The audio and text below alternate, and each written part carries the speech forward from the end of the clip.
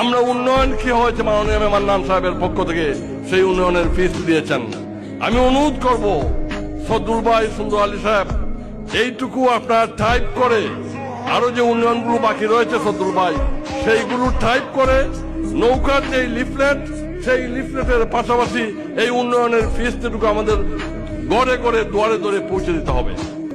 মাননীয় প্রধানমন্ত্রী শেখ হাসিনা 2005 সালে লন্ডনে আমাকে বলেছিলেন, আমি সেদিন বাই ইলেকশন করতে চেয়েছিলাম, আমাকে বললেন তোমার সময় পরে হবে, আমি একজন যোগ্য প্রার্থী পেয়েছি, আওয়ামী লীগ ইলেকশন করবে না, তুমি দেশে যাও, গিয়ে মান্নান সাহেবকে পাশ করিয়ে নিয়ে আসো।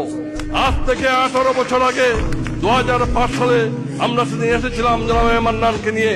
আমি এই বাজারে এইখানে বক্তব্য দিয়েছিলাম, যদি আমি মান্নানকে আপনার পান পাতায় নির্বাচিত করতে পারেন তাহলে এই এম এ মান্নান হবে আব্দুল সামাদের উত্তরসূরি, এই এম এ মান্নান হবেন হুমায়ুন রশিদ চৌধুরীর উত্তরসূরি, এই এম এ মান্নান হবে ফরিদ গাজী সাহেবের উত্তরসূরি, এই এম এ মান্নান হবে সুরঞ্জিত সেনগুপ্ত উত্তরসূরি।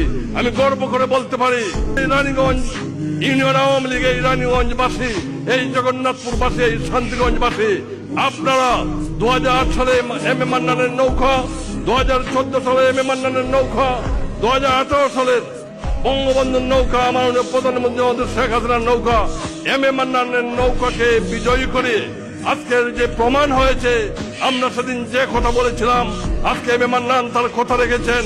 এই রানীগঞ্জ ইউনিয়নে প্রায় 800 থেকে 1000 কোটি টাকার উন্নয়ন হয়েছে। আসুন আমরা সবাই রানীগঞ্জবাসীর পক্ষ থেকে সবাই দাঁড়িয়ে মাননীয় এম এ মান্নানকে আমরা অভিনন্দিত করতে চাই। আসুন হাততালি দিয়ে মাননীয় এম এ মান্নানকে আমরা অভিনন্দিত করতে চাই। রানীগঞ্জ বাজারে ঐতিহাসিক বাজারে, ঐতিহাসিক এই সুনামগঞ্জের মধ্যে একটি ঐতিহাসিক বাজার, ঐতিহাসিক ইউনিয়ন হলো রানীগঞ্জ। আমার বাড়ি একটু দূরে সৈয়দপুর ইউনিয়নে। এই রানীগঞ্জ বাজারে রানীগঞ্জবাসীর সামনে দাঁড়িয়ে কথা বলে এইটুকু বলতে চাই, আজকে আপনারা যে উন্নয়ন দেখেছেন